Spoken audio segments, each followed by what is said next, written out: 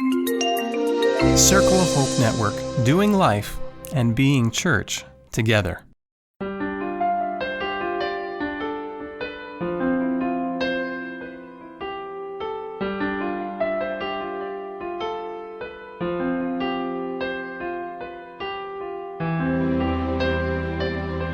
If you have a Bible or a phone, Ephesians chapter 1, if you want to join. Ephesians chapter 1. I see people still digging around. It's in the New Testament, Pastor. Yes. Ephesians chapter 1, and we're going to start in verse 4. It says, just as he chose us in him before the foundation of the world, that we would be holy and blameless before him. In love, he predestined us to adoption as sons through Jesus Christ to himself, according to his kind intention of his will. I was 10, maybe 9, and I was very high up in the air with my dad in a Cessna 182 Skylane. We were flying from Everett to Southern California, Washington to Southern California to visit some friends, just my dad and I, in his private airplane. And we were going along, and it's a long trip in a Cessna 182. In a jet, you can get there in a couple of hours, not in a Cessna 182. That's just like driving a Honda Civic really fast. And so we were going along, and I had brought a bunch of stuff to do, to play with, and I got kind of bored with that. And I sat there, and in my 9-year-old little mind, I started to think, and I started to wonder about some things that I hadn't thought of before. And I don't know why my mind trailed off to this particular thing, but I started thinking backward and about the year previous and some of the things that had happened to me in the year previous to that, and then, and when we moved from Southern California to Washington, I remembered that, and I remembered Southern California, and I remembered back to when I was like 2 years old, and then before that, I couldn't remember anything. And it dawned on me for the very first time in my life, I had no idea where I came from. I knew I was there. I could hear the airplane going, and my dad, I could smell the smoke. My dad was a smoker, and I could smell the wind. He'd pop open the window and he'd smoke, which made it even worse because it would just circulate and the ash would fly into my eyes. So I knew I was there. My senses were all working, but I couldn't figure out where I came from. And I really, truly had no idea where I came from. And so I turned and I asked my dad. I said, Dad, where'd I come from? And he got this panicked look on his face, and he drew a big, part of his cigarette and blew it out. And I said, Dad, he goes, I know. He says, just let me think for a second here. And so we're going along, and finally kind of gets this look on his face, and he goes, okay, you want to know where you came from? I said, yeah, I want to know where I came from. And he said, you came from the baby store. And I said, the baby store? What's a baby store? He says, that's where they keep all the babies.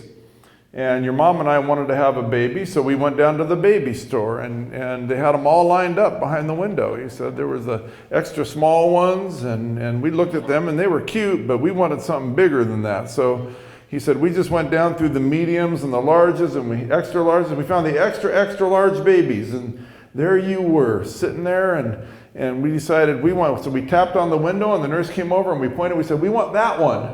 And they grabbed you and held you up to the window, and we said, yeah, we want that one. And they took you out front, and we wrote them a check for $3,000, and we brought you home from the baby store. That's where you came from. Okay. That was my dad's way of telling me that I was adopted. My mom had a different way. My mom, I liked her way better. My dad, by the way, part of that story was true. The $3,000 part was true. That's how much it cost to adopt back in 1962. And he kept the receipt from that. And if I'd argue with him about doing chores, like going out and mow the lawn, he'd hold up the receipt and he said, we paid good money for you. Now you go do what I asked you to do. My mom would say, you know all the kids in the neighborhood who look just like their moms and dads? I said, yeah. And she said, you don't look like your mom and dad, do you? I said, no. I mean, I was bigger than them by the time I was in 5th grade. And she said, you don't look like your mom and dad. I said, no. And she said, well, see, those mom and dads, I feel sorry for them. I said, well, why? Well, because they just got whatever came out. We went and we chose you special. And I said, I'm special? And she said, yeah, you're special. I said, oh man. And I'd run outside and tell my friends, I'm special, you know, and they'd say, well, we know you're special. Real special. My mom and dad adopted me a little sister 2 years later from the baby store. They got her from the extra small section.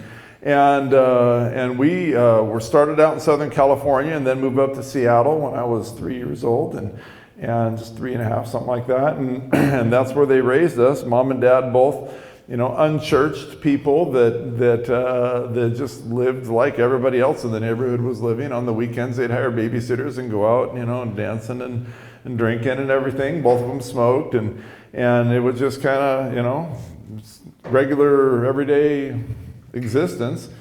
And then something came into our lives and changed that existence forever.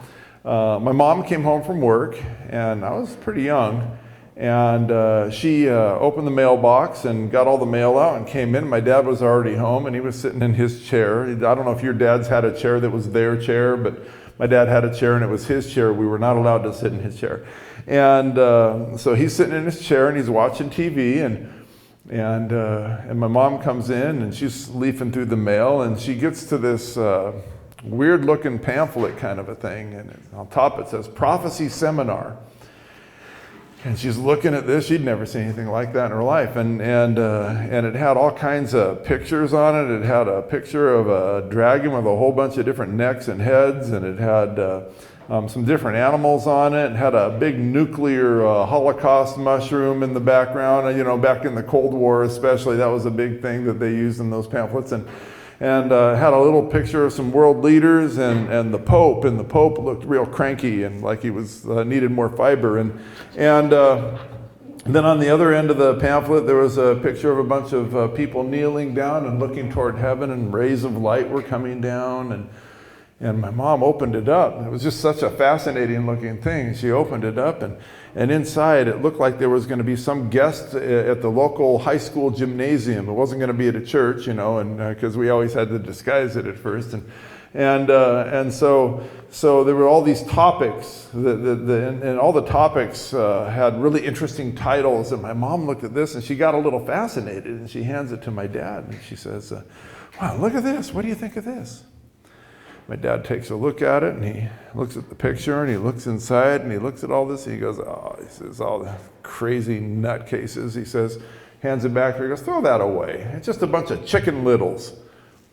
And my mom said, Chicken Little? What do you mean? He goes, oh, the sky is falling, the sky is falling, you know, the world is ending. He says, there's those people that walk down the street with the placards on them, you know, the world is ending, and they're all just a bunch of nutcases. Throw this thing away. It's not something to look at. So my mom takes it into the kitchen, and she's ready to throw it away, and for some reason she hangs on to this stupid thing, and she slides it into her purse. She couldn't tell you why. Next day she's at work, and she works down near the city, and she's in a big, huge office building complex, and she's the secretary to the president of this big insurance company, and she has friends that she's worked with there for a little bit now, and one of her best friends is a lady named Marge Prout. And Marge and my mom would eat lunch together every day in the lunchroom. They had a little black and white TV in there, and they would watch a soap opera. They had a favorite soap opera they'd watch. And so they're in there eating their lunch during lunch hour, and the soap opera's on, and then a commercial comes on, and my mom looks over, and in her purse is sticking out this little placard. And she goes, oh yeah. And she grabs this thing, and she sets it in front of Marge, and she says, Marge, you ever seen anything like this? Marge takes one glance at it, and she goes, oh, well, that's my church. And my mom said, Marge, you go to church? And oh, yeah, I do. Yeah, I should have told you before, but yeah, no, I do go to church. And these are some meetings we're hosting at a local high school gymnasium. And, you know, we're all supposed to bring somebody to these meetings. would you come with me? And my mom said, I'm just so curious about this stuff. Would you have me? And Marge said, I'd love to have you. So my mom comes home that night and she tells my dad, she pulls out the placard that she was supposed to throw away. And she says, hey, look at this. I'm going to go to these meetings. And my dad says, oh my goodness, why would you do this? You're just going to get all fanatic about stuff, and I don't need that. I mean, right now, family is doing fine. We got our kids. Everything's going good. Don't mess it all up. And my mom says, I'm not messing anything up. I'm just going to go to a couple of meetings and see what this is all about. That's all I want to do. I'm just curious. My dad said, well, you do whatever you want, but you leave me and the kids out of it. So my mom goes to a couple of meetings, and she gets, she had a Bible at home, but I don't think, if you would have blown on it, dust would have, she didn't know what was in it. And so they give her a Bible, and she's opening it up, and she's going through this stuff as they're talking. She's learning, and it really catches her interest. And so she comes back home after the first couple of meetings and says, well, I'm going to go to the rest of these meetings if you don't mind having the kids at night. And my dad says, I don't mind, but really, would you not just get caught up in something? And don't worry, I'm just curious, Well, she goes to every single one of these prophecy seminar meetings. She learns about Daniel and Revelation, and she learns about Jesus, and she learns about all this stuff that she'd really never paid attention to in her life. And by the end of the meetings, the guy stands up and, the music's playing softly, I surrender all, and there's an invitation for how many of you would like to be baptized, be a part of the church. And my mom, she just feels convicted, and she stands up and she walks down the aisle with the other people that walk down the aisle. And by now they transferred the meetings from the gymnasium to the church, so she's standing there toward the front of the church, and the evangelist prays with them afterward and schedules when they're going to be baptized. And mom comes home that night and she tells my dad, I'm going to get baptized into this church. He says, well, what's the name of this church again? And she said, well, it's the Seventh-day Adventist Church. And my dad says, they just sound a little different. And he was a huge fan. In the early 70s, there was a show called All in the Family. I don't know if you remember Archie Bunker. But Archie Bunker, a time or two in All in the Family, referred to us as Seven-day Adventurers. And so my dad picked that up, Seven-day Adventurers, he'd say. And my dad says, you're just messing everything up here, and you're getting all serious. And he came home once, and all of a sudden she wasn't wearing any jewelry, no makeup or anything, and dressed in kind of a plain-looking dress. And he says, what's going on? And she said, well, I'm really getting into this church thing, And he says, but don't you want to gussy up a little bit? No. And she stopped going out on the weekends with him and stopped smoking, stopped drinking and all that. And that really kind of upset him too, because now he's kind of out on an island and he's just getting more and more upset with this. And she goes and gets baptized, and then it gets a little more complicated. She's in church, and while she's in church, she's enjoying some conversation with people after church in the foyer. And this little old lady comes up to her and says, listen, would you come with me to the literature room? My mom said, literature room? And she goes, yeah, come to the literature room. So they go into the literature room, and the lady gets a pamphlet. She says, Patsy, she said, I'm glad you're a part of the Seventh-day Adventist Church now, but how would you like to really be a part of the remnant? And my mom said, well, I got baptized. I have a little certificate. I think I'm pretty remnant, and well, how would you like to really be a part of the remnant? And she gives my mom this pamphlet on vegetarianism. And it's not just a little bit of vegetarianism on the pamphlet. It's like neo-Nazi fascist vegetarianism, there's like extreme stuff. And my mom gets it, and she reads the whole thing, and she's convinced with all these Spirit of Prophecy quotes in it and everything that people just fish and pluck out of different things and then try to make them make sense. And she sees that there are a lot of things she's doing wrong, and if she wants her family to go to heaven, well, we need to start eating right? And so got to go to good eats. And so my family had one little tradition on Sunday nights. my mom would go out to Kentucky Fried Chicken, which was not far from our house, and she'd get a big bucket of chicken and some of the sides and everything, and she'd bring it home, and she'd have it all set out on the table, and we would sit around the table with the TV on. We were the first family in our neighborhood to get a color TV. We were pretty special, and we'd sit there and we would watch Star Trek on Sunday night while we would eat Kentucky Fried Chicken. Yeah, you guys know Star Trek, right? Yeah. Live long and prosper. And so my mom goes out to get the chicken, and she comes back in, and she's got these grocery bags. She doesn't have chicken. And my dad looks up, and he goes, "What? Where's the chicken?" She goes, "Oh, we're going to try something different tonight." He goes, "Well, what are we trying?" She said, we're going to be vegetarian." And my dad said, "Veg what?" And she said, "Vegetarian. We're not going to eat so much meat." And he said, "Well, why?" Well, just try it and see. Well, so again, my mom read this pamphlet, and in the pamphlet, she was convinced that if you cook the food, it takes some of the nutrients out of it, right? So she just goes in the kitchen, she cuts a bunch of stuff in half and puts it on the table and says, "Okay, it's time for dinner." And we went around, and there's all these fruits, nuts, and vegetables, and we're ripping and tearing and grinding and eating all this, and my dad, he's getting more and more upset, and finally he smacks his hand down on the table and says, "All right, tomorrow I want meatballs. I want big, huge meatballs, and I want them a little cold in the middle. I want some meat." And my mom says, "Okay, well, I'll give you meat, but the kids and I, we're going to try and be vegetarian." And my sister and I have this panic look on our face, and we're looking at my dad. "Come on, man, be our advocate here. Be our kinsman redeemer." And he says, "Well, I don't care what you do with the kids, but I want meat." We're like, "Oh." And so for the rest of the time that Dad lived with the family, he'd always be sneaking meat under the table to us, and we'd be eating it while my mom was turning her back. And that was quite a change. And then it wasn't long before somebody in church found out that my mom played piano. Now, if you play the piano and you go to an Adventist church, it's not long before somebody from the children's division says, "Oh, we need you."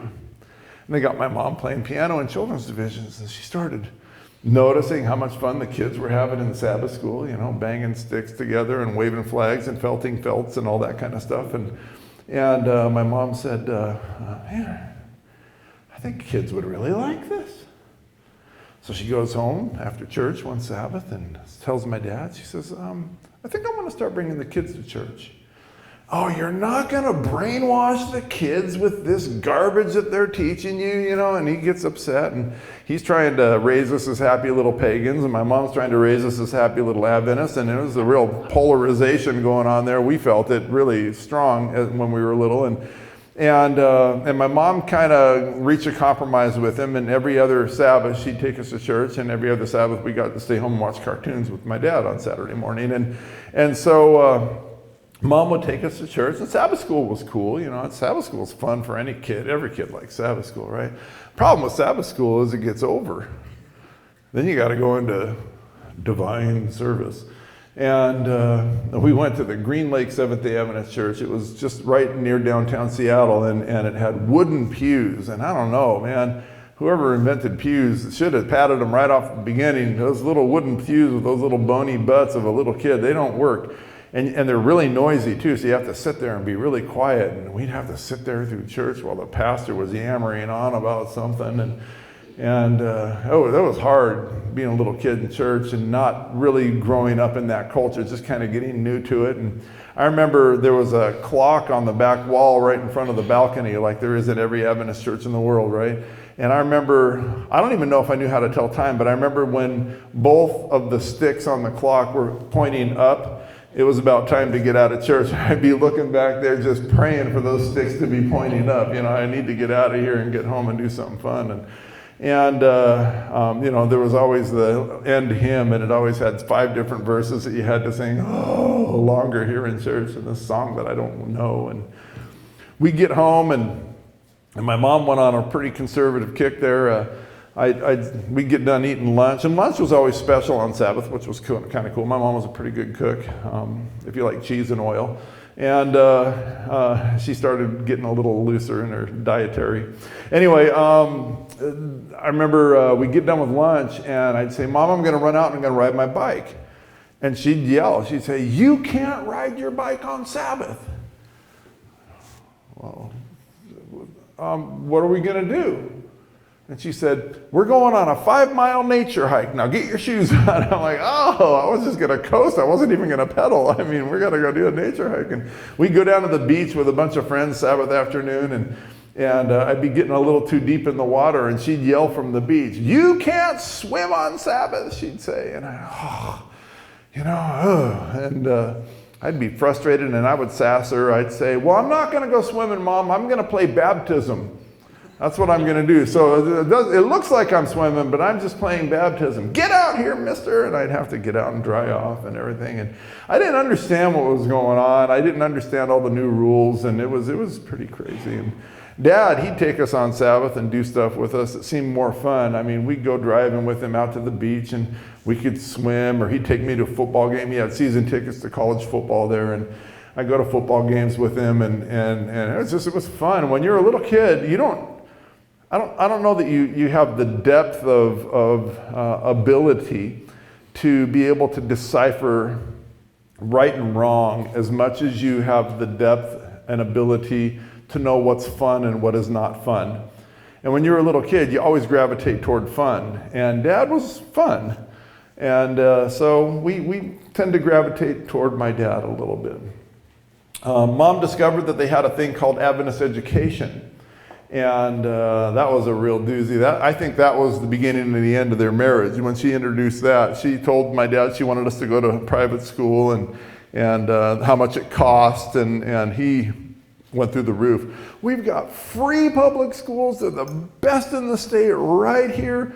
We don't have to drop them off. The kids can just go down the end of the neighborhood, take a bus. I mean, come on. Well, this is ridiculous, Pat. Don't do this.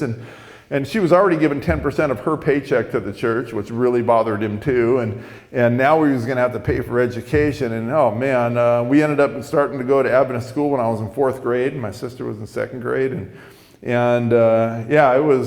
just got to the point where finally my 6th grade year, he couldn't do it anymore. And he blew up. They had this huge fight. They fought every night, always screaming at each other.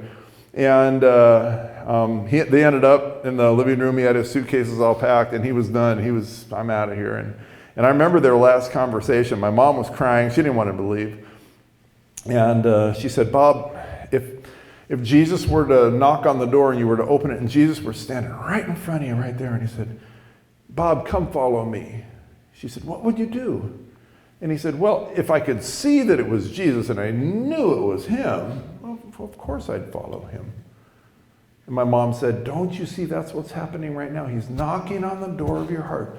He wants you to follow him. Can't you see him by faith? And my dad said, I can't see it. I don't get it. I'm leaving. And he left. I think 2 weeks later they announced there was going to be a divorce to my sister and I, which we were like, duh, Dad hasn't been here for 2 weeks, and it was pretty traumatic for my sister. I just didn't like all the fighting, so I was glad to have a little more peace and quiet in the house. And Dad moved 10 minutes away and went through a second childhood. He was, I think, 40 years old at the time, started unbuttoning his shirts. Remember the 70s look? They'd unbutton the shirts and have the gold chains and cover up the bald spot. And he had an old Ford that he sold, and he got a new Firebird, and the whole bit, and started dating girls that were like 6 years older than me, and all of that. And I watched all of that happen. That was interesting. And my mom just decided she was going to be single, and that's just the way it was.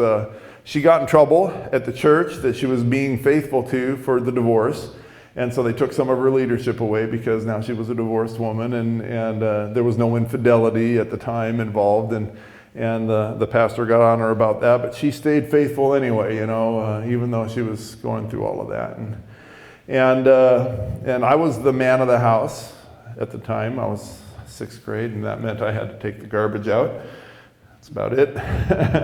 And I remember my mom, I could hear her through her bedroom door crying, just weeping over the whole thing, weeping over the divorce, weeping over how she was perceiving that the church that she fell in love with was treating her because of the divorce, and not knowing how to reconcile all of that. And it got better for her. It got better for her at the church. People seemed to forget about the church discipline part of it, and she got reinstated into whatever she was doing. And we just grew up for the next 2 years just kind of being who we were as a family, single mom, 2 kids, and we raised ourselves in that neighborhood. We did while my dad was there. I mean, they both worked, so we were always with our friends doing all the shenanigans that we were doing. And it was my 8th grade year that my mom decided that she was going to visit her brother and sister-in-law who lived in Walla Walla, which was about a 5-hour drive from Seattle. And she went out late spring, early summer, and started visiting with them. Well, they had a prison ministry kind of a thing going on, and she would go into the state penitentiary and do prison ministries with them. And I didn't know all of this. She would leave us at home. We were at home by ourselves when we were young, and back then, I guess you could do that. I would never leave a kid alone at home over a weekend at that age, but my mom did.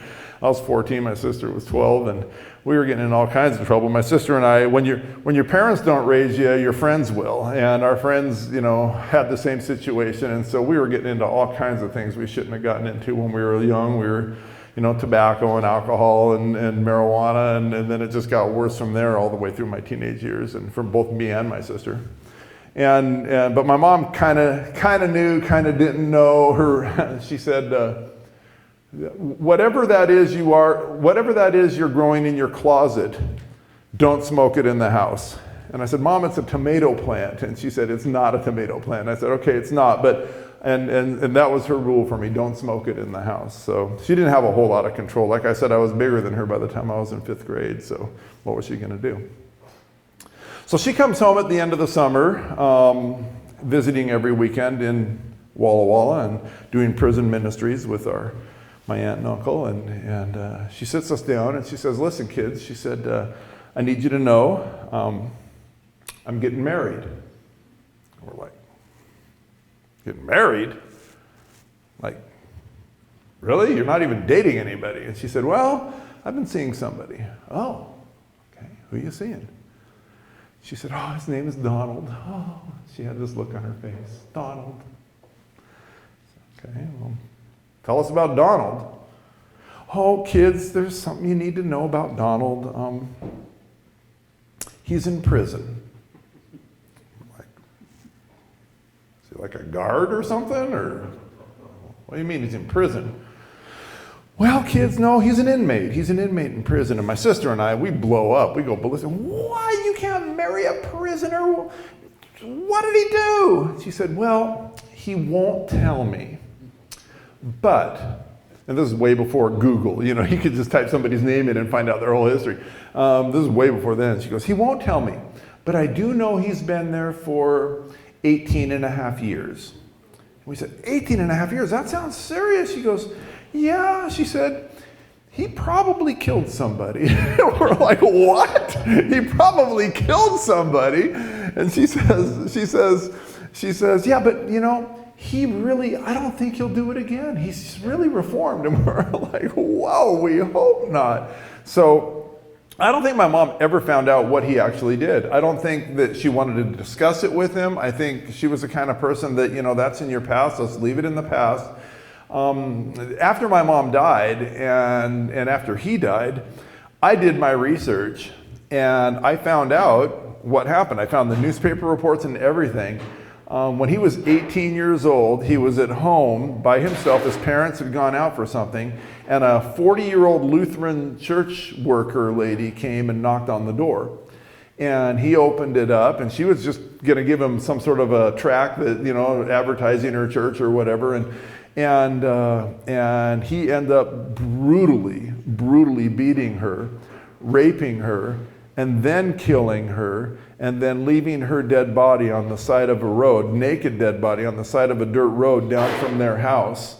And then while he was disposing of her body, his mom came home, and there was blood all over the place. And she was like, what in the world? And she thought something happened to her son. So she called the police, and as he was driving in from disposing of the body, the policeman was sitting there, and he confessed to the whole thing. And they asked him, why? Why would you do this? And he never had an answer.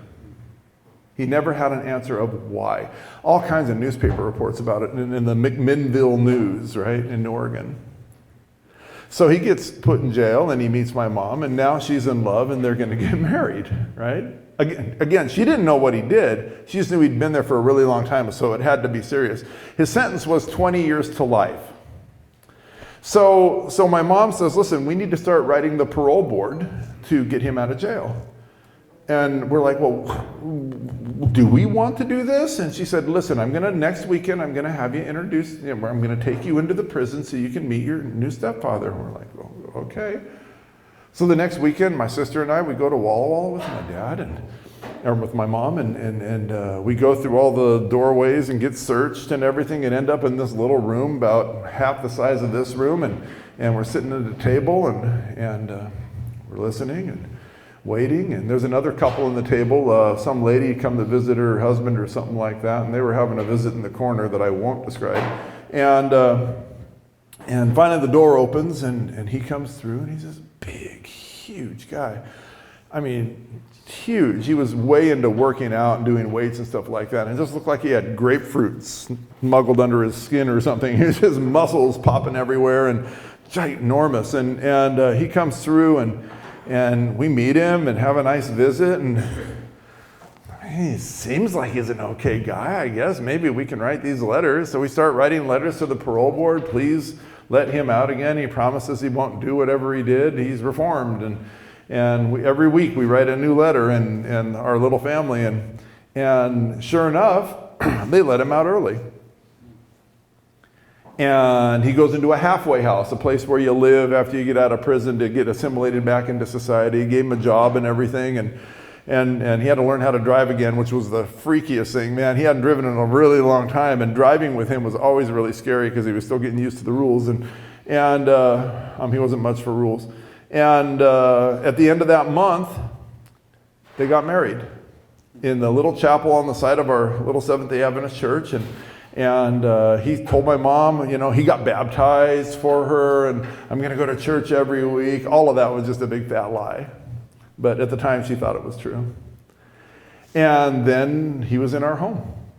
And for the first couple of weeks, it was great. I mean, he seemed nice, and we were nice. And then we were teenagers, and the job of every teenager is to light the fuse of every adult and watch them go off, right? That's what we were, just normal teenagers. We were just, people who are in youth work. Richard, you've been in it for a long time. God bless you. I mean, you'd still have hair if you're right. Yeah, and I would have less gray hair. It got nuts in the house. It got nuts, and I'm not going to go into a lot of detail, but it got incredibly violent. And my sister, she headed out. She moved in when she was pretty young. She moved in with a boyfriend that was several years older, and I thought I could take it, and I need to be here to protect my mom anyway. And stuff got crazy. I learned how to go through a door without using a doorknob. I learned how to put a hole in the wall with my head, and it got crazy. And I discovered that after my 10 years of Adventist day school, there was an academy that had a dormitory that you could actually live in away from your home. And I said, Mom, I want to go to academy. Get me out of here. And so I left my junior year, and I never ever came back home. It was not good. When I got to academy, the habits that I had developed in my life, in my neighborhood with my friends, didn't just drop off.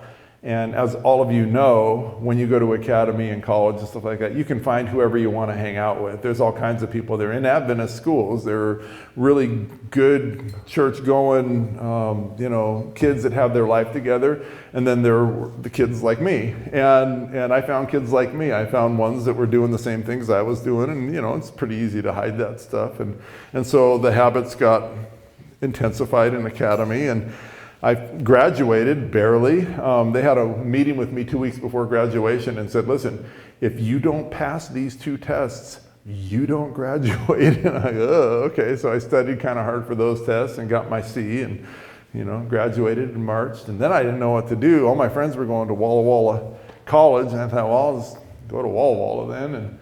And so I went with them to Walla Walla. I lived with my friends during the summer and worked at a fast food joint. I didn't want to go back home, and got into Walla Walla, and I had to take a couple of remedial tests to see where I was on something. I didn't know anything. I didn't learn anything in high school. I mean, anything in high school. And I got into Walla Walla and started going through, and about 3/4 of the way through the year, my dean found me at some girl's house. I don't know how he found out where I was, but I'd snuck out of the dorm again, and I'd already been in trouble a bunch, and knocked on the door, and I opened it there in my underwear, and there was smoke in the room, and I had alcohol on my breath, and he said, don't come back to the dorm tonight, he said, but I want to see you in my office first thing in the morning. And he was sitting in there with some other people, Dean Meskey, and Dean Meskey said, Mark, I'm sure you're a good guy. He said, but you're not the kind of person we need here at Walla Walla College. We're going to have to ask you to leave. He said, if you need to take your final test there in a few weeks, you can do that, and I didn't bother. I was flunking everything pretty majorly, and he said, you're going to have to go. Well, the girl who he found me with, I had moved in with her for a little while, and that didn't work out, so I decided to move back to Seattle, and got a job in Seattle, and got an apartment there, and I was doing pretty well in the job. And one of my jobs, it was 3 restaurants, a guy that owned 3 restaurants. He was a football player, actually, a professional football player. He was in partnership with several guys, and they hired me. And one of my jobs, they liked my personality for running the joint, and I didn't know a lot about running things, but I was going okay. And one of my jobs was I got to hire all the waitresses which when you're 19 years old, that's a great job, hiring the waitresses. And because I just hired everybody that I thought would be fun to date. I didn't know if they were good at waitressing or not. And so all the cute girls I would hire. And there was one particular one that I thought really was extra good at waitressing. And so I asked her out on a date. It was New Year's Eve was coming up, and I said, I got tickets to a concert, and would you like to come with me? And she said, oh, I love that. I said, good, I would love that too. And so we really got to be friends all the way leading up to the date, and got to know her pretty well, from a work situation. Went out on a couple of other little dates, and we got to the concert, and it was in the Seattle Center Arena. It was a very famous rock group that was playing, and we were jumping around with everybody and having fun, and New Year's hit, and all the balloons and confetti and a love ballad, and everybody in the whole stadium was kissing, and I looked at her, and we shrugged our shoulders, so we started kissing too, and on the way home, I said, boy, I really like you. She said, oh, I really like you too. And I said, you should move in with me. And she said, I think that's a good idea. So the complication was she was 17 years old and a junior in high school. And so she went home and she said, Dad, Mom, I'm moving in with my boyfriend. And they said, oh, okay, do you want us to help you with your stuff? And so they moved her in, and her dad, his name was Roger Stogsdill, and he was a drunk, and he was drunk when I don't know how he drove over there, but he ended up being pretty good at drunk driving, I guess, and he threatened me. He says, if you hurt my daughter, I'm gonna break your knees. And I said, I won't hurt your daughter. And he said, okay, and moved all the stuff in and left, and there we were. And man, for the first several weeks, it was just magic. You know how new love is. You can't do anything wrong in new love almost. And then after you start getting to know each other, things can change. And so we started getting to know each other. And she was always mad at me. I'm not a mad person. I mean, even if you're mean to me, I'm not mad. I just don't get mad at stuff. I don't know, it's a gene deficiency or something. And she was always mad, and I could never figure out why she was always mad at me. And so I'd say, well, what are you angry about? She goes, oh, it's not you, it's me. And I said, okay, well, what is it about you that you're angry about? And she says, well, it's not me, it's you. I said, okay, what did I do? I don't want to talk about it. And she starts swearing at me and slamming things, And it just kept getting worse and worse, and I thought, man, I gotta fix this. I don't know how to fix it, because I really did love her, and I thought, and for what I knew love was, and so I thought, I know how to fix this. I'll marry her. That'll fix it. That's not the kind of logic that I had in my very underdeveloped brain. And so I went to JCPenney and scrounged up a bunch of money, got a little ring, and got down on a knee and said, will you marry me? And she cried yes, and hugged me and kissed, and oh man, and for another couple of weeks, this gonna get married state was great. And then we got to know each other again, and it just started getting ugly again. And she was angry all the time. I was confused all the time, and I don't know, man. That's just my life, just in our habits, the habits that I acquired when I was young and through my teenage years, were, the drinking and the wacky tobacco and all that kind of stuff. And we were pretty dependent on things. And so I just thought, well, this is life, I've never seen a good marriage, and a bad marriage is better than being alone, which I've changed my mind on. And I thought, this is who I am. This is what I'm going to be. So I'm so glad that God doesn't think that.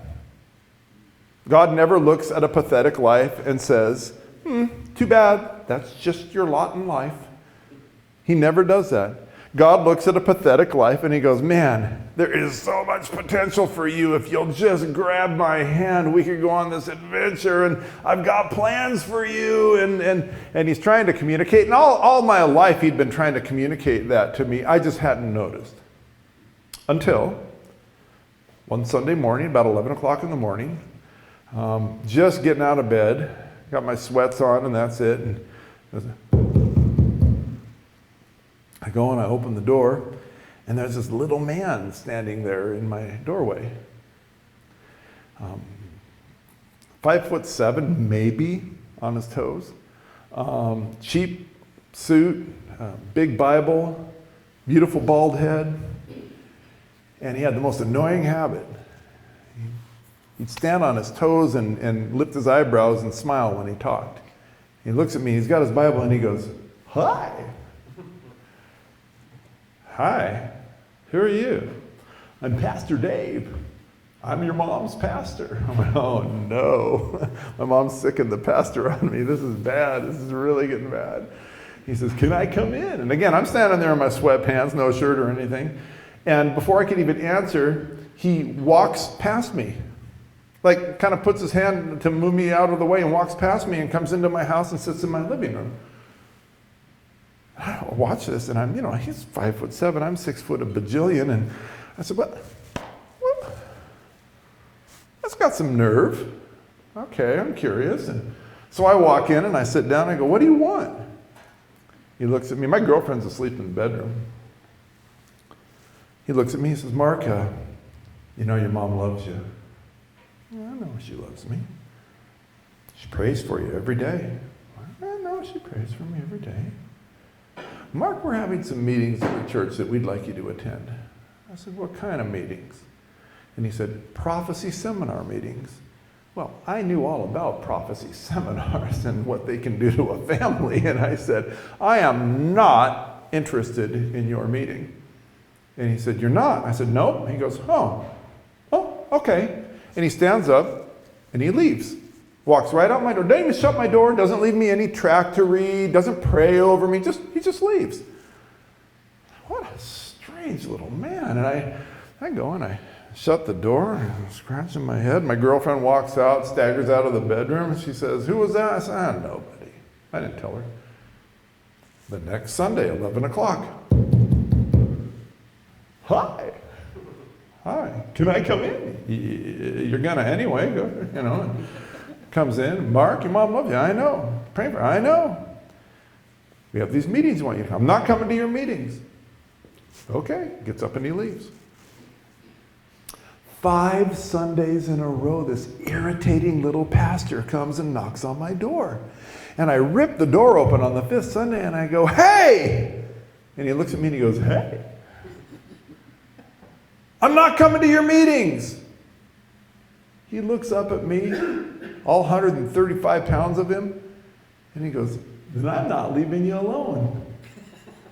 Oh, I did not know what to do. I lived on the 3rd floor in a little condominium, and I thought I could throw him off the balcony, and I think it's against the law in Washington State to do that to a pastor. I didn't know what to do. I wanted to hit him. I wanted to shove him. I didn't know what to, and come flying out of my mouth. I said, "I'll come to the first meeting if you just leave me alone."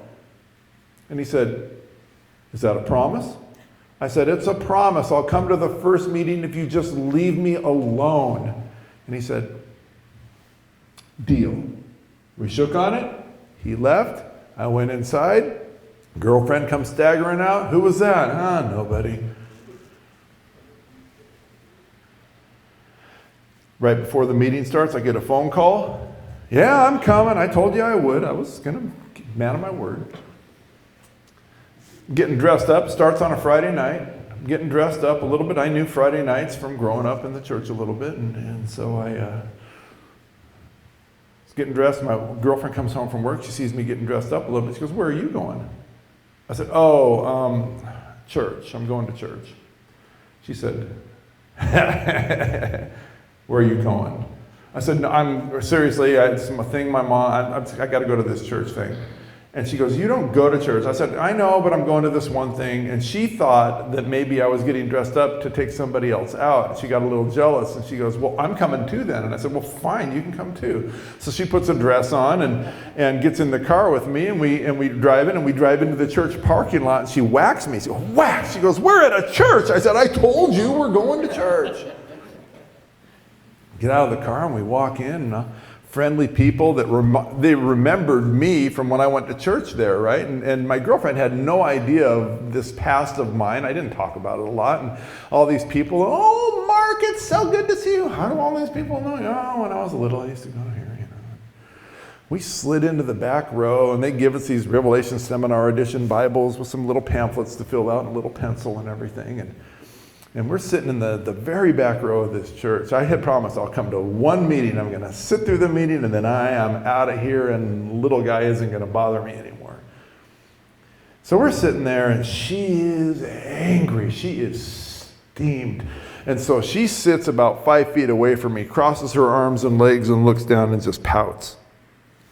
And I'm sitting there looking at her. I'm irritated with her. I'm irritated that I'm in church, and all these people are coming in and sitting down, and this couple sits 2 rows in front of us, but there was nobody in between us blocking vision. And just 2 rows in front of this couple with 2 little kids, little golden-haired, just curly golden hair, and good-looking couple. And they're sitting 2 rows in front of us. And meeting starts, and ladies singing, and I hated the music. And somebody makes all these announcements that I didn't care about. And I look over at my girlfriend, and she's over there like this, and I look at this couple in front of me, and he's got his arm around her, and she looks up at him and gives him the scrunchy nose.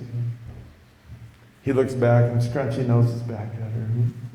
Gives her a little kiss, and little girls are happy and looking up at mommy and daddy, and they're just, they almost could have been sitting on each other's lap. It was just really, they're lovey-dovey, and I'm looking at them, and look at my girlfriend, and look at them. And I didn't even know what was going on in the meeting. I was just mesmerized by this couple that liked each other. And I'm looking at my girlfriend, and I think, oh, I got to do something about this. This is miserable. Look at these people. What, do they work in Disneyland? Look how happy they are. This is a setup. Somebody has set me up. There's no way people can be like that. Look at my girlfriend, and I thought, that does it. I'm breaking up with her. How am I going to do that? Because I was afraid of her and her dad with the baseball bat. I thought, I know what I can do. Dummy. I remember enough from my going to Adventist schools and going to church. Christians aren't supposed to live together before they get married. If I just can become a Christian, we have to break up. This is genius. I'm going to become a Christian so I can break up with my girlfriend. And so I open up the Bible, and they have the little thing you're supposed to fill out. And I knew enough about where to find stuff in the Bible. Well, turn to Daniel this, turn to Revelation this, turn to Matthew this. And I'm filling stuff out. And she peeks out of the corner of her eye, and she sees me filling this out. And she starts to laugh. She goes, oh, that's funny that you're doing that. And I'm filling it out, and I'm looking at her. And end of the meeting, we get in the car, and she goes, well, that was a disaster. Oh, my goodness. I said, no, I really liked it. I'm coming back tomorrow night. She looks at me, and she goes, well, then I'm coming too. And I'm like, oh. Next night we come, and I fill out all the stuff. Night after night after night, I'm coming to every single meeting, and I'm reading the Bible, and I'm filling out all the stuff, and she's sitting over there all grumpy and everything. And toward the end of the meetings, the pastor makes a call for baptism. And I look at her, and she looks at me, and she sees that I'm going to stand up, and she says, don't you dare. I said, no, I'm standing up. I want to get baptized. She goes, no, you don't. I said, oh, yeah, I want to get baptized. She says, if you stand, that will be so embarrassing. Do not. I stand up, and she's yelling at me, and I walk out in the aisle, and I look at her, and I walk down that aisle, and the pastor comes down and buries his head right here in my chest and gives me a hug. Mark, I'm so proud of you. I said, yeah, I'm going to be a Christian. And I sit down on the front row, and my girlfriend, boy, we get in the car, and it is as silent as it can be. I turn up the radio a little bit, so it can fill the void, and we pull into our condo and turn the car off, and I said, so, when you moving out? She looks at me, she goes, what? I said, when are you moving out? She goes, I'm not moving out. I said, of course you're moving out. I'm going to be a Christian, and Christians can't live together before they get married. Haven't you heard anything? Oh, she got angry, and she calls her dad, and Roger brings his truck over, and they're filling it up, and he threatened me with a baseball bat, and he was drunk enough so I could just take it out of his hands, and we broke up. She kept the ring. There. And I'm sitting there in my house now, single, gonna be a Christian. Pastor Dave calls me up. Hey, Mark, I'm going to be over on Tuesday nights. I'm going to be studying with you on Tuesday nights, studying the Bible with you. I said, why? He said, well, because you got to prepare for baptism. I said, I don't need to prepare. I went to all the meetings. I know everything. He said, what do you mean? I said, well, I'm convinced, and I was. I'm convinced. I said that if I'm going to be a Christian, I'm going to be a Seventh-day Adventist. I mean, duh. I mean, look at what the Bible says. That's no-brainer for me. He said, Mark, he said, you're convinced, but you're not converted. And I said, what do you mean? He said, you'll see. I said, okay. So we started coming over Tuesday nights. And he didn't open Daniel or Revelation or anything else. He just opened up the book of John. He started taking me through the book of John, and he started introducing me to this guy named Jesus. And I heard a little bit about Jesus in the meetings back then, but there wasn't a lot about Jesus in the Daniel or Revelation meetings back then. I don't know if there is now. When I do them, there's a lot about Jesus. And at some point in this Bible study, weeks into it,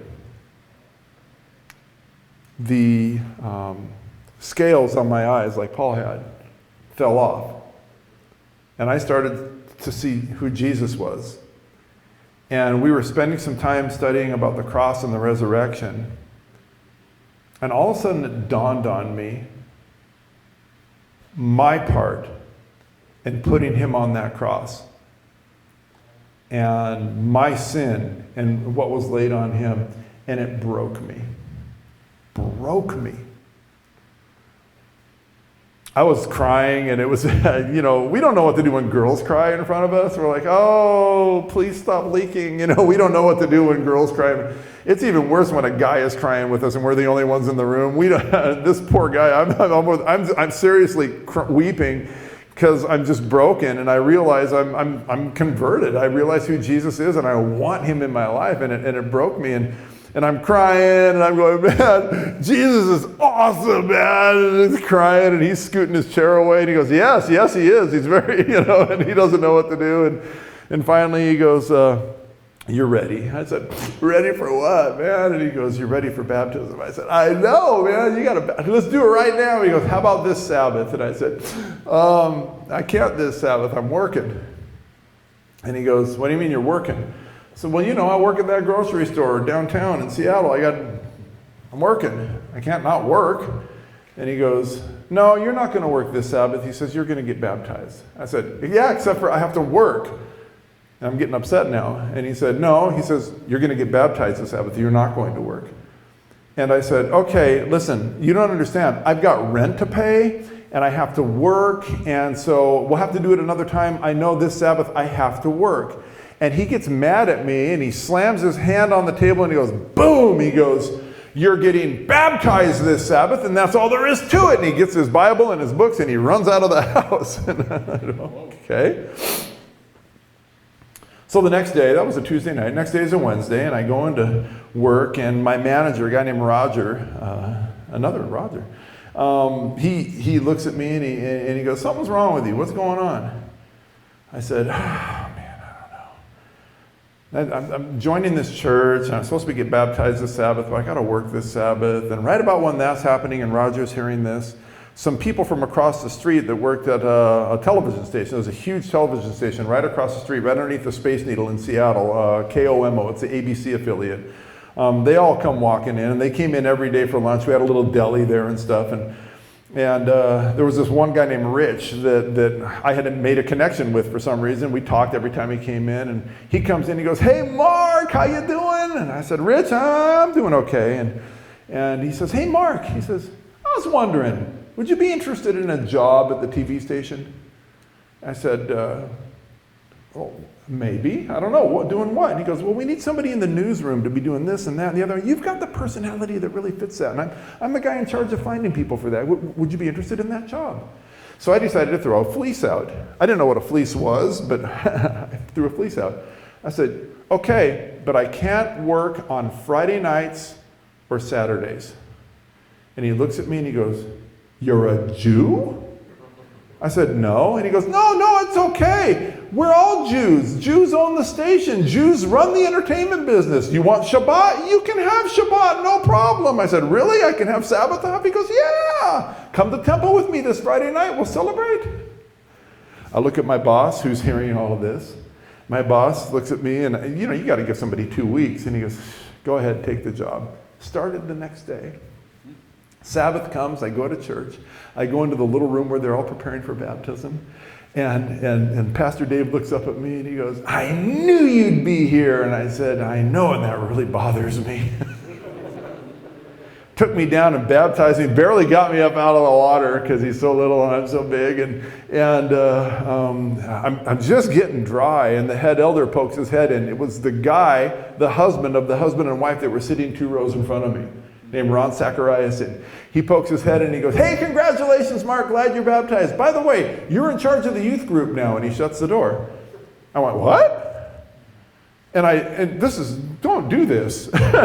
and I get dressed and I run and I find him. I goes, what do you mean I'm in charge of the youth group? He goes, yeah, we don't have a youth leader, and you're kind of young and you love Jesus, right? I said, yeah, I do. He says, well, teach the kids how to love Jesus. That's your job in the youth group.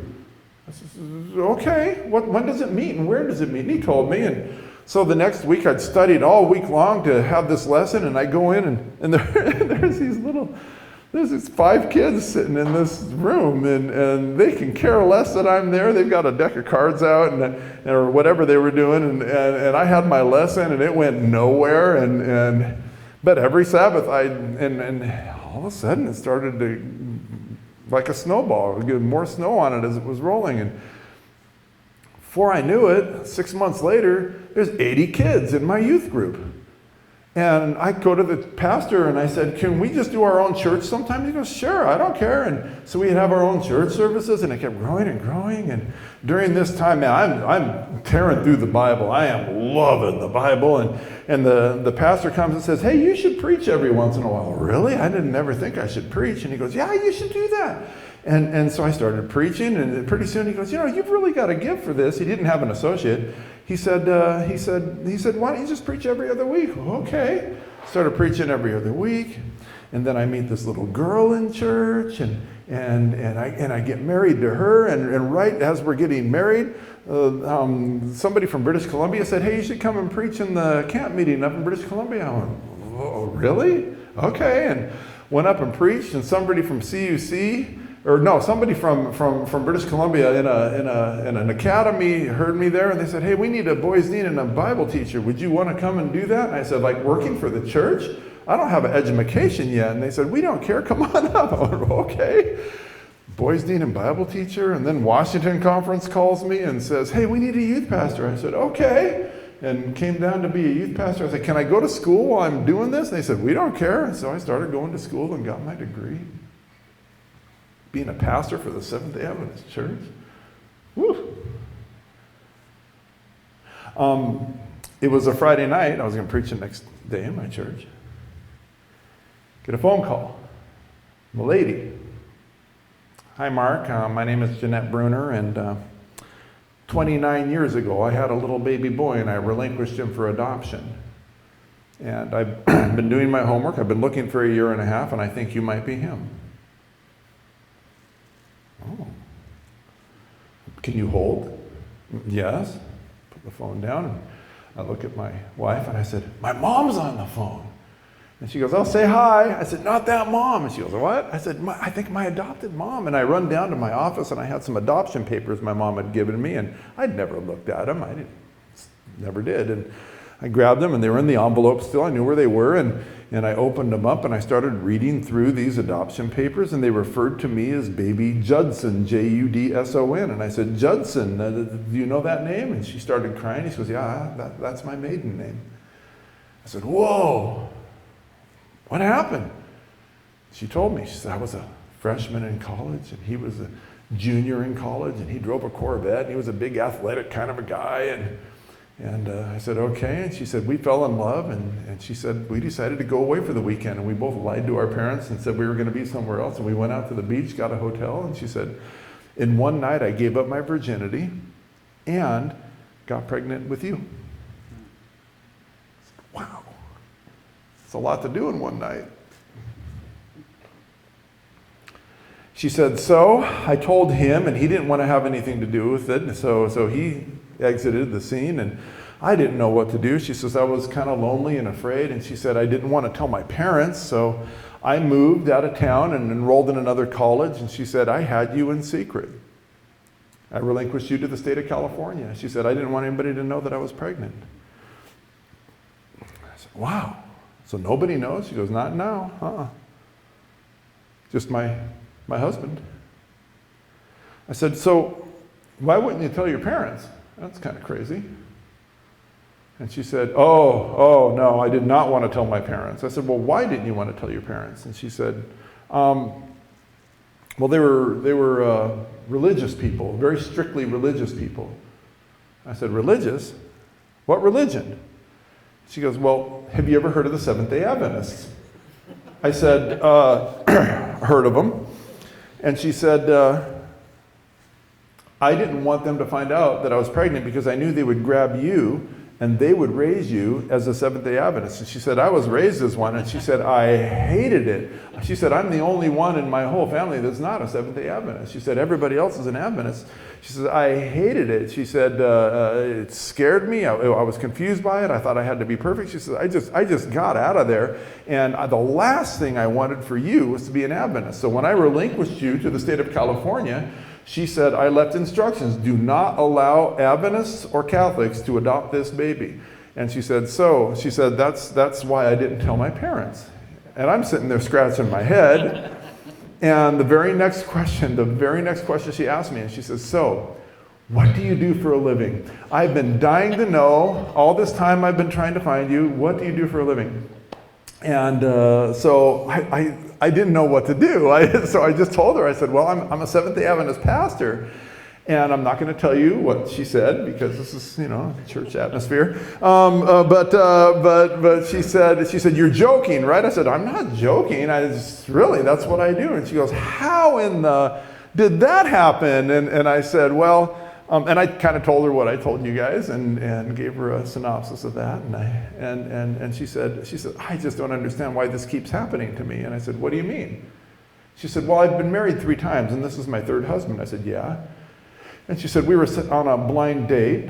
Somebody had set us up, and we met each other in this bar in Prescott, Arizona. And we both had a glass of wine, and he had a cigar in his mouth. And we're talking, and the waitress comes over and takes our order. And she said, and I ordered vegetarian.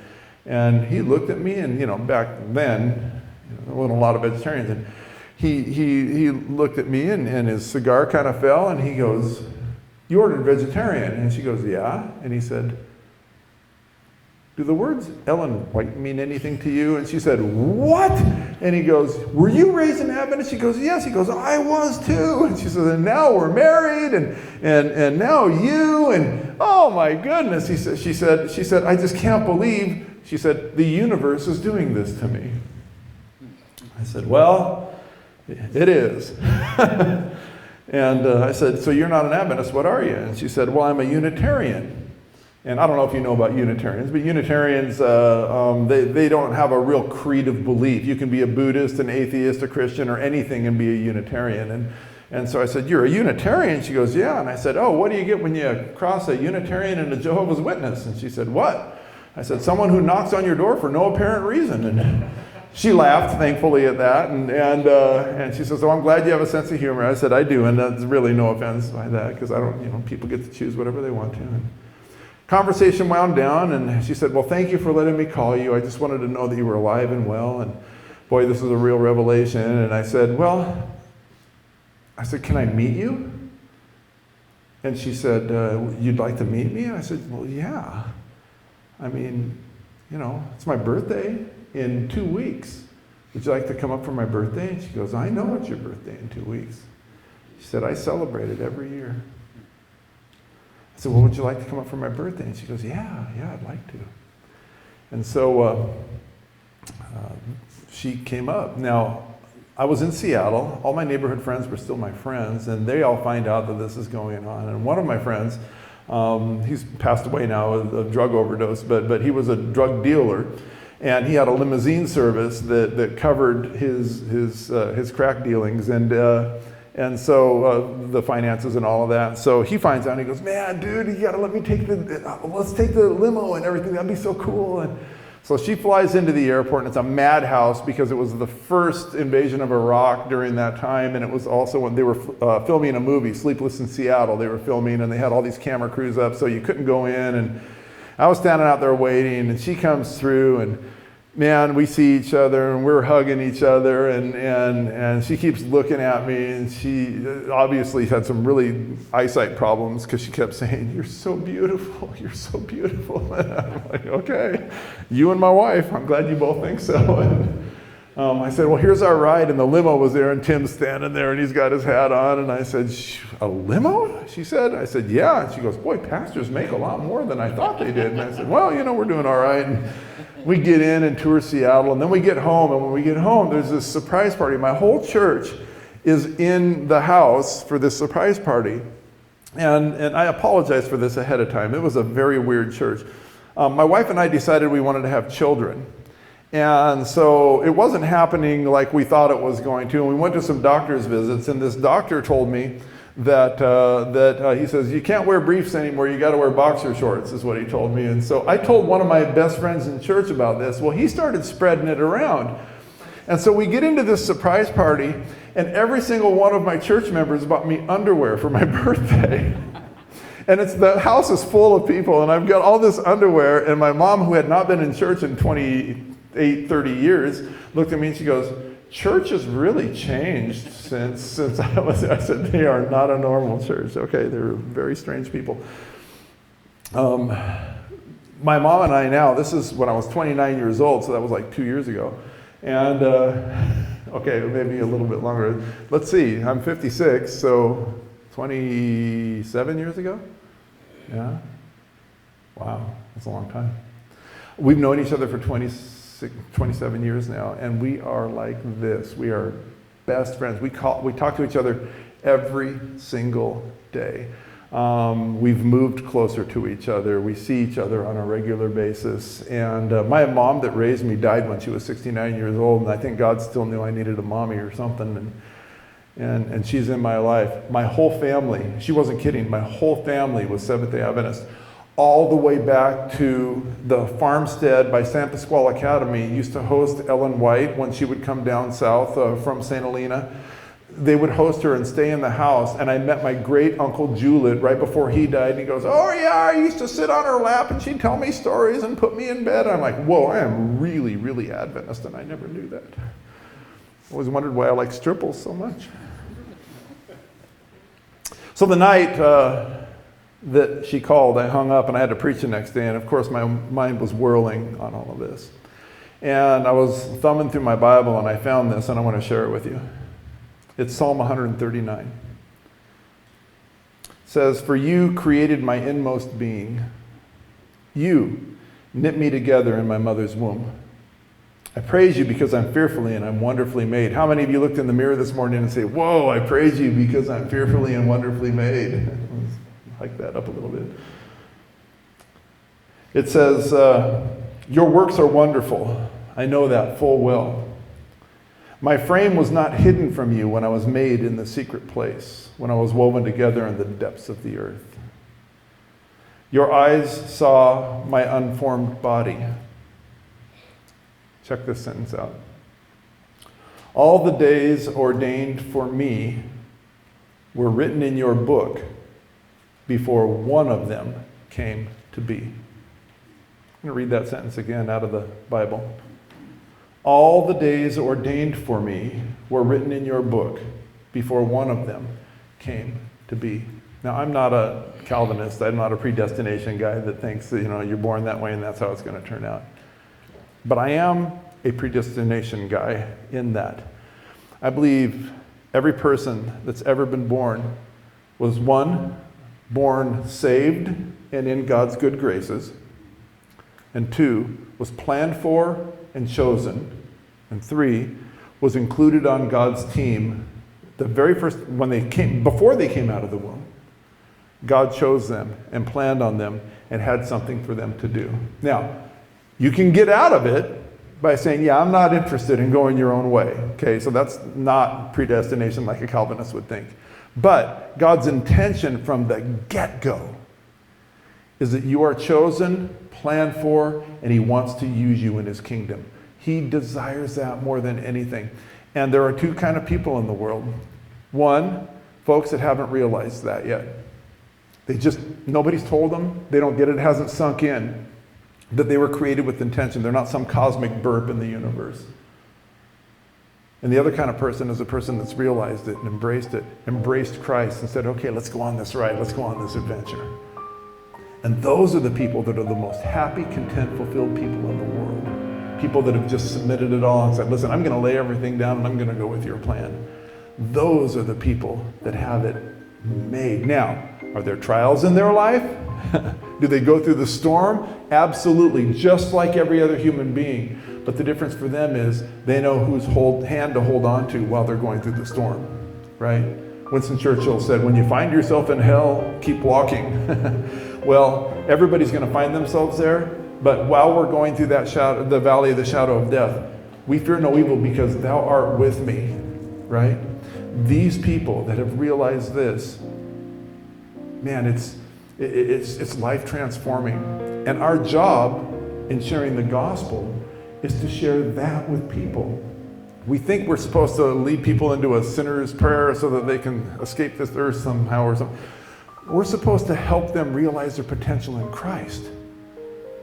We're supposed to bring them to a point where they understand you're chosen, you're wanted, you're included, and he's got plans for you. And that is a life-transforming thing. Because of the cross, because of everything that Jesus did, that is life-transforming. When people can internalize and get that, it changes everything. And I've been seeing this ever since I'm a pastor, life after life after life, of young people especially that get this and go, whoa, this is so good. And they go after it, and it's life-changing. It's life-changing. My challenge to you is, one, realize it for yourself. And He's got you where he wants you. Give everything to him. Let him use you. And number two, tell the people in your life that need to hear this. Everything you're going through. Maybe some stuff they don't have to go through, because half the stuff we go through, we end up doing to ourselves, right? But just let them know you're chosen, you're included, and we need you on this team. You're valuable. He gave everything for you so that you could have a place in the kingdom. God wants to use you for this. Those are my challenges for you this morning. Let's end with prayer. Father in heaven, Lord, thank you for working in all of us. All of us have our scary stories, Lord. Boy, listening to Richard's story and hearing him this morning and how alone he felt at times as he was going through the valley of the shadow of death, he never let go of your hand. And because of that, you brought him through his trials into glory. And you did the same for me, and you'll do the same for every single person here. You'll give us a purpose. You'll give us a reason to exist. Lord, help us to internalize that for ourselves and then to share that good gospel news with the people around us. In Jesus' name.